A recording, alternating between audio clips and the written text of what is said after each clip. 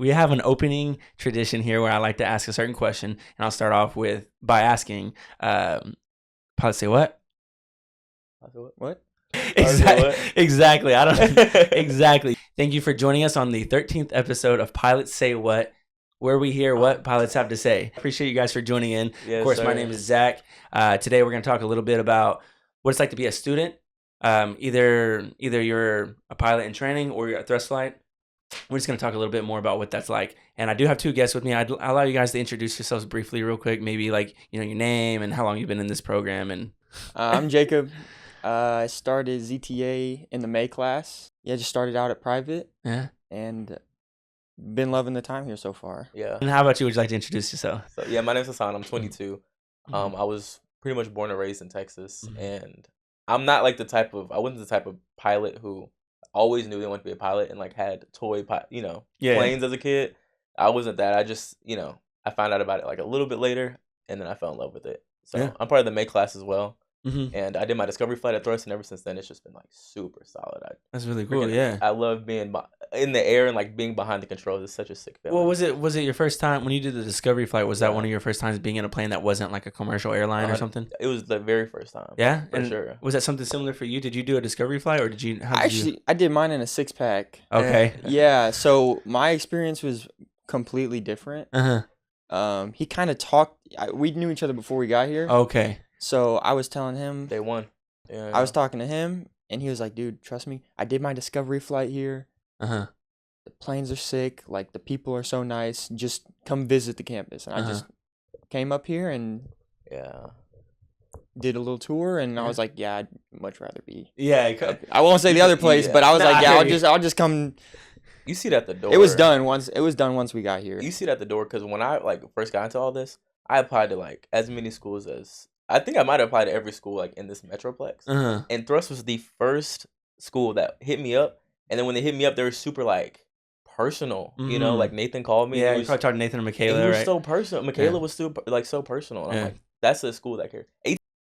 They sound like they want to get off the phone with me. You know what I mean? Like, for real, did it really feel that way though? They don't want to talk to me. They don't want to talk to me. We hear different stories about different schools. So, it's but what we do hear a lot is that when people come in and they take the tour here at Thrust, that they're like, this is kind of the vibe, It's the place. Yeah. So that's kind of cool to hear.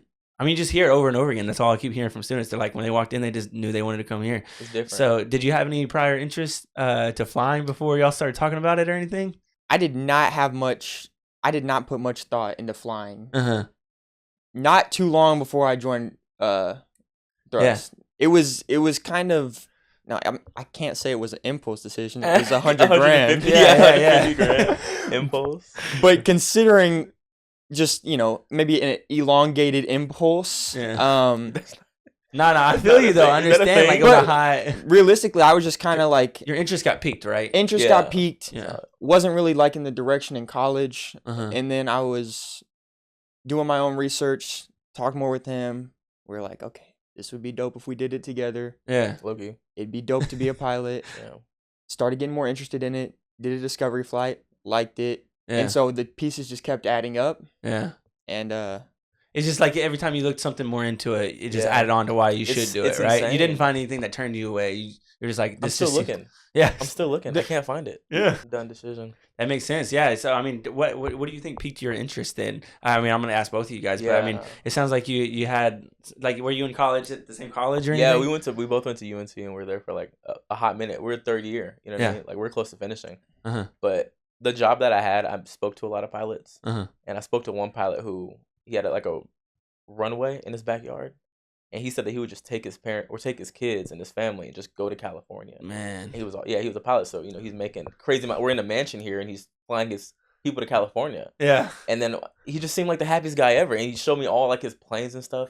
I'm like, bro, that's the type of the vibe I want to have with my job. Like, I want to be happy, and I want to be content with what I'm doing. You want to feel proud enough to show someone pictures on when you're not at work. When I was working at Walmart, I wasn't showing anybody like my badge or like my accomplishments at Walmart. No, but like, but being a pilot, like, they're so happy about it. Like, that's one thing, and it just really rubbed off on me from there. Yeah, and then after that, it's when you kind of start looking into things too. And then the research, and then now my eyes are wide because I'm seeing like this and that and that. Yeah, like it takes off from there. Yeah, and it was kind of one of those things. It's like, why didn't I look at this sooner? Yeah. But you don't know what you don't know. So no, you don't know. You can't. It's always gonna feel like that. You're gonna Yeah. be 35, you're gonna be 45, and you're gonna learn things, and you're like, dang, I can't believe I didn't think about that sooner or whatever. Yeah. But that's the benefits of like age. Yeah, really. literally age and Sometimes learning. or exposure or whatever, who you know. So Yeah. but it's cool that you guys. So let me ask you this. I like to ask this question. If by the time your interest got piqued, how long did it take to take action? Man. Like by how much time do you Like- think it took to get enrolled here? Like maybe like 3 hours. Wait, Yeah. so you're wait, so After- you did an application like right after you got interested? Yes. Gotcha. So I mean, you what watched a are we bunch of waiting videos and for? stuff. Oh, Yeah, okay. I mean, right when I figured out how awesome it was and how Uh-huh. awesome it sounded, and I couldn't find any negatives or drawbacks, Yeah. it was like 3 hours. I just reached Yeah. out to everyone, and because what are you waiting for? If you have all the research, then You was already ready for something new, anyways, yeah, right? plus, You yeah, were already plus, ready. Yeah, yeah, yeah. that part too. Okay, yeah. I mean, for you, did it take a little longer to? I mean, it sounds like you did a little research and thought about it. yeah, well, I would say, as far as my final decision, it was pretty quick. But Hassan was ready to come here about a month and a half in advance, Yeah. and I wasn't, and I had my mind made up. I think Yeah. I confirmed coming to Thrust probably like three and a half weeks before I got here. Yeah. Like it was almost like, will I make the May class? Yeah. I didn't know, and they were like, we can squeeze you in. Right. And so I was like, cool. I was just praying that I wasn't gonna have to wait like another month, because once I made my decision, it was pretty final. I was like, dude, I need to go now. Like, Yeah, either now or I'm not gonna do it. literally. Yeah. Well, that's good to hear. I mean, I don't want to. I feel like that's a lot of insight for people who are just may think about it or could stumble across a clip that says something like that. Yeah. Because I wish I knew about it when I was younger. Yeah. What do you do outside of the program, the ZTA program? Do you have any other hobbies? I mean, you kind of just really focusing right now. Me personally, I'm pretty locked in Yeah? on like all of this stuff because I want to finish like fast. Mhm. I don't want to be held back. But hobby wise, Mm-hmm. I like playing basketball. Oh yeah, Basketball's really fun. I yeah. like playing basketball. But Basketball is fun. yeah, basketball's cool. I like dunking. So do you play with people? Do you go to Yeah. like play pickle games? Do you have friends that you like to play with? Yeah. Yeah. Me and Jacob play together. Oh, that's Jacob what's and I. up. Yeah, I mean, that's if you're doing something outside of work, it's usually or not outside of work, outside of the program, it's usually that. Yeah, Gotcha. definitely. Well, I think is it's kind of what he said. What we learned coming here Uh-huh. is when you have so much information that you need to learn, and Mhm. seemingly now you can take as long as you want, but it is you want to try to learn it as fast as you can. Mhm. Yeah. What I realized too is that there's only so much new things you can take in your brain a day Yeah. before you're like, I actually can't Yeah, you need outlet. I can't put more things into my brain. Yeah. So that's actually when you talk about like what do you do outside, it's kind of hard because for the first 3-4 weeks, it's just literally you don't even remember it. It's like, oh, I've been here a month. Yeah. You just wake up one day and it's like, oh, I've been here a month. Yeah, I don't yeah. even realize that we've just been like Grinding. dorming and Mm-hmm. but That makes sense. It's crazy. So going outside, like trying to think about doing something after work, you kind of just want to decompress, right? Yeah. Nah, I keep saying work. It's because you're here like it is work. You're here for a shift. It feels like, Yeah, right? And it yeah. is work, and you are learning things. Yeah, it is definitely work. But trying to do something after you leave here, right? You kind of want to decompress, prepare for the next day. Yeah. Right. It's funny to hear that. I didn't think about that a lot because that's really a good preparation for work afterwards. Yeah. I just now kind of started feeling like that. Mhm. So Yeah. so that's interesting to hear. I like to ask that question because even with the CFIs, I mean, they're working. It's like a full-time job too, right? Yeah. they're And going- then they're yeah, crazy. yeah, they're Yeah. putting a lot of hours and a lot of work. And then even over at the Thrust Institute of Maintenance, their schedule as students is actually like 8 to 5 ish. Really? So yeah, it's like kind of like an Wow. 8 to 5 kind of schedule. It's a little different than y'all's. I know y'all's is a lot more staggered, yeah. but it's always interesting to hear how people balance it out. Do you expect it to be? I don't know how much you've talked to people, but what's the expectation of work-life balance as a pilot? Do you know? From what I know, Do you have one? it Yeah. sounds pretty good. Yeah. Because pilots are like legally only supposed to work so many hours, Mm-hmm. and it's less than like a normal work week. So 40 hours a week, it's less than that. Mm-hmm. I'm pretty sure, from what I've heard, I don't want to spread misinformation. Yeah, But yeah. it sounds like it's about half right of the month. That's what it sounds like. And that's me. flight hours, right? If I'm not mistaken. Yeah, it's flight hours. So But, that's so you're you still have to right. get through security and stuff. Yeah, you're still gonna have to do more stuff for sure. Mm-hmm. But in general, it's gonna be less than an average work week for an right. job. And then being away is that a thing? Do you think about? It would be if I had a family, but like just because I'm a young man who's just trying to, I don't have family yet. I don't really have a lot of things holding me to one place. Right. It's a good time to start. I feel more able to move around. Yeah. Do you think about that at all? Because I'm curious, and it seems like a lot of families do it just fine, right? Yeah. Because you also get to spend a lot of time at home. And a lot of people say, "I like to spend time with my family. That's why I became a pilot." So it's kind of like, it's kind of like you hear. It just depends on the perspective. I'm just curious if you think about that kind of thing. I honestly don't know, because when you say that, I think about essentially that means a lot of the CFIs are working like they're busier now than they will be. Yeah. When they're airlines. That's what it sounds like to me from what I've talked to people about. I actually have no idea. It's one of those things where I'm just kind of like, dang, am I going to be able to have a dog? Yeah. Or do I have to constantly get a sitter? Yeah. But it seems like one of those things, like you said, where the balance is pretty good. Yeah. And that's what we've heard. Yeah. And that's what like you're just going to roll with until. It says. So, yeah. I mean, that's part of the, those are the pros, right? So a lot of people, but then again, just like with anything, you can probably choose to do more or less. Some people work themselves to death, but they love to do it. Yeah. And other people, give me the minimum. The minimum. Yeah. Right. Yeah. At the end of the day, you have maybe there seems like there will be some sort of control that you'll exercise over your work-life balance, and that's for y'all to figure out. Well, I just was curious about that. I know when you look it up, it seems like you said, it's kind of like one of the pros. It's like, oh, this is a good reason to kind of maybe become a pilot. For sure. And I didn't know. I'm always curious about what people expect. So, good luck for that one then, because I'm curious about it too. I hear people say things. I'm like, man, I kind of want to try that out. But as a CFI, it seems like a rite of passage, almost like to just, work go and crazy, and earn your hours, earn a little bit of pay. It's a grind. Yeah, it sounds like a grind. But for me, it's a light at the end of the tunnel, knowing that like after that, you'll kind of be chill. Well, yeah, it sounds funny because before, I don't know about y'all, but before I learned anything about aviation, and maybe y'all can speak on this, but before I learned anything about aviation, you're like, how do you get to fly a jet like that? Like, how do you even get there? Like, that doesn't sound like a normal career path to enter, right? You don't hear about that all the time. But once you're in, it seems like a more direct and clear career path than most things. 100%. Actually, you go to school, you get your hours as most likely a CFI, and then you get maybe in a cadet program on the way, and then you look for an airline to kind of like get in line at. And obviously maybe that's because there's a pilot demand right now, right? There's a shortage, but I'm just saying it sounds like direct, and that probably makes it sound like the light at the end of the tunnel. Sometimes when you're in school, you're like, 100%. What next 100%. Though? You don't know. You might not know what's gonna happen. You know what I mean? You don't know if you're gonna get a job out of school necessarily. Yeah, that's one of the problems. Is like there's no guarantee, and there's no guarantee with anything. Yeah. But like you said, it's like, okay, you do your private. Okay, cool. You do your instrument. Okay, cool. You do commercial. Yeah, okay, cool. it's clear. You just hustle. And that's why I kind of like the program as well, because they give you just steps. Everything is a step. So it's like you never are just like, oh man, I have to do.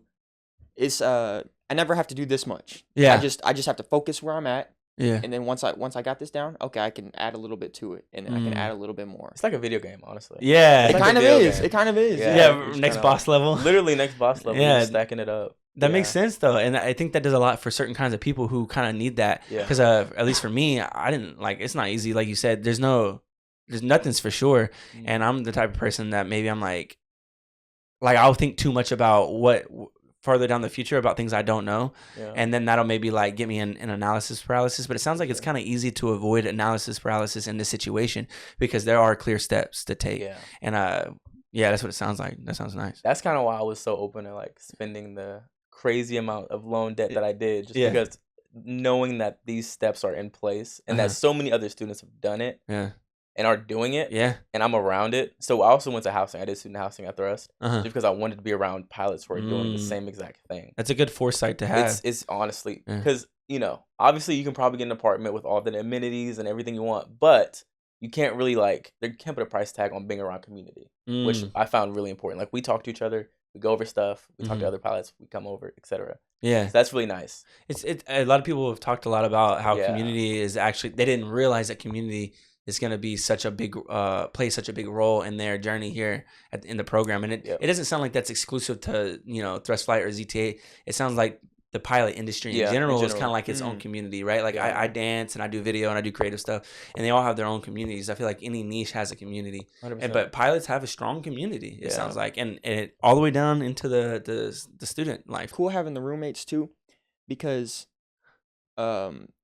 each of us outside of us are at a different point in the program. It's crazy. We are, one of our roommates is an instrument, and he's like, anytime you guys want to go over anything, go over with me. I need to refresh. I need to know it. And then we just had somebody move in from the new class. And it's crazy. Like, it's almost crazy how much you learn in a month.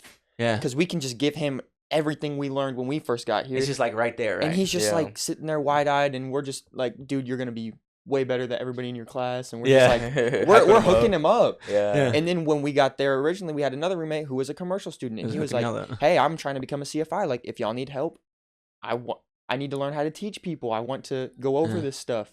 It seems like it's interconnected. Everybody, it's, and if you just randomly picked a person that thrust and pointed at him and said, "Hey, can you help me?"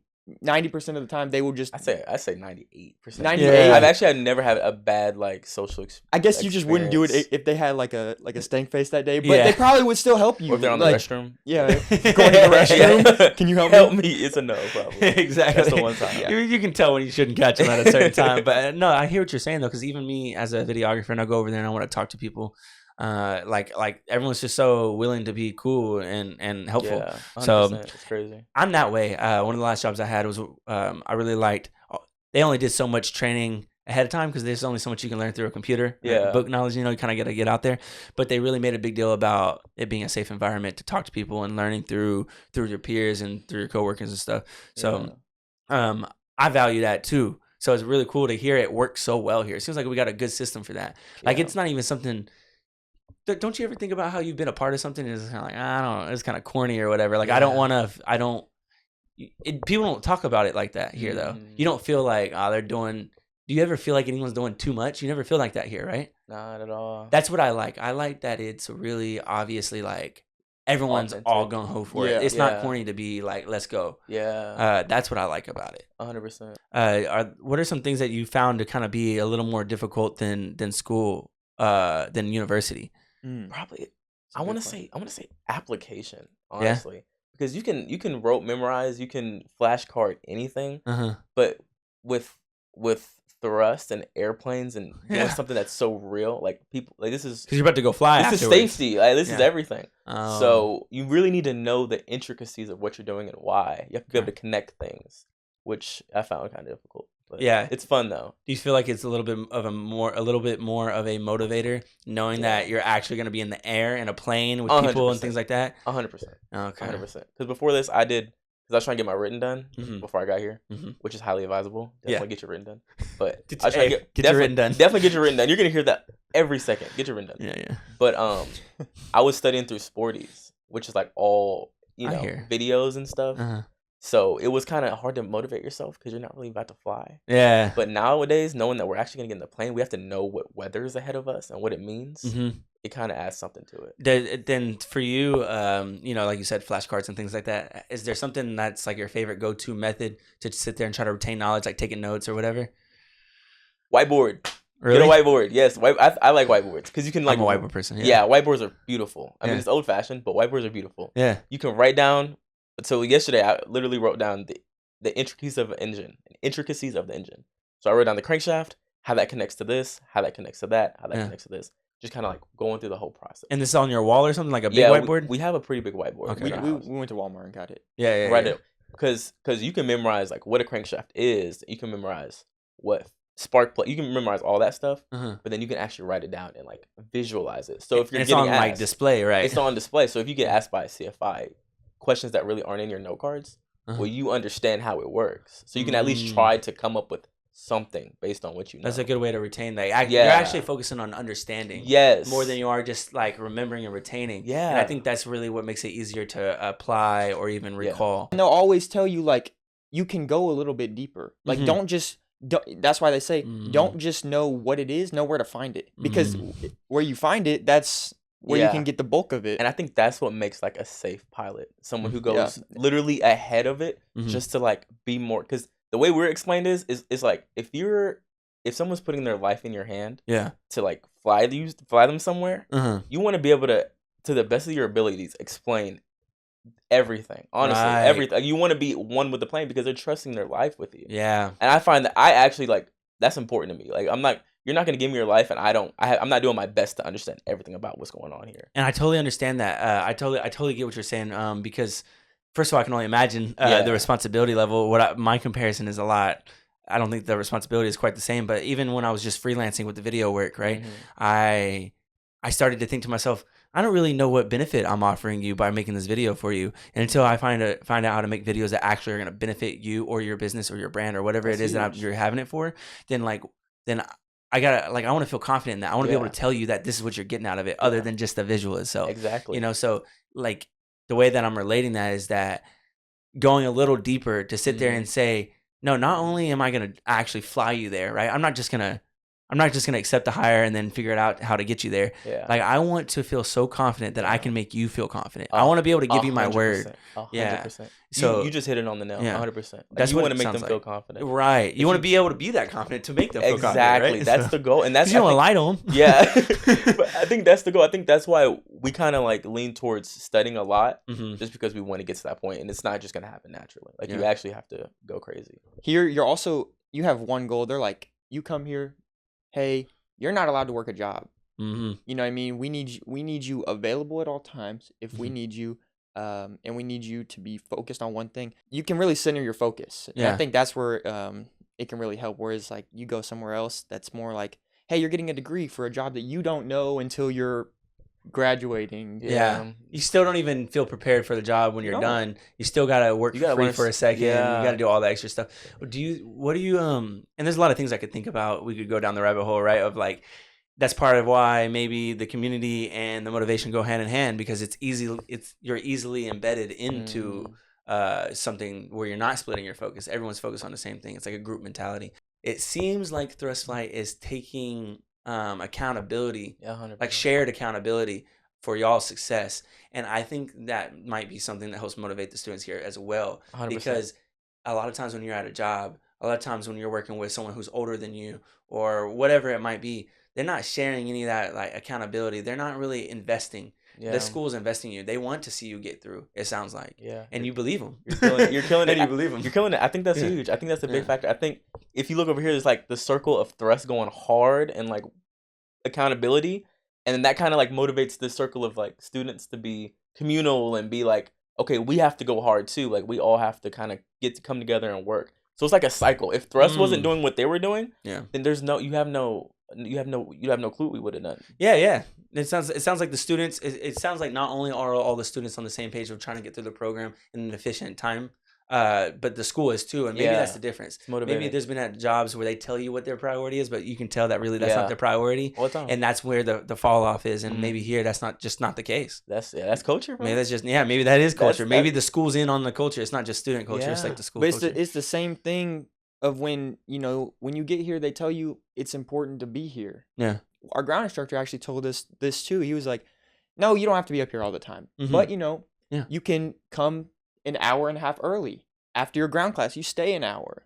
Come an hour before your flight. After, you stay an hour. It's just little things like that. Initiative. Yeah. And, initiative. Get groups Man, together. there's some lessons I learned a lot later in life. Just even showing up early to work like makes a big difference in my day. It's crazy. You know what I mean? Waking up like an extra 30 minutes to an hour earlier is like, on days that I do that, it's like I have a better day, That's huge. And just little things. Like being prepared to like give myself more space to do things that I'm either obligated to do or want to do. Like, it's just creating space, it sounds like, and prioritizing. But hey, I don't want to take this too long. We've been kind of on a roll anyways. We've been going. I like it though. We're killing it. This is fun. Yeah. So I just want to make at least one mention before we wrap this up. Y'all know about Conroe, right?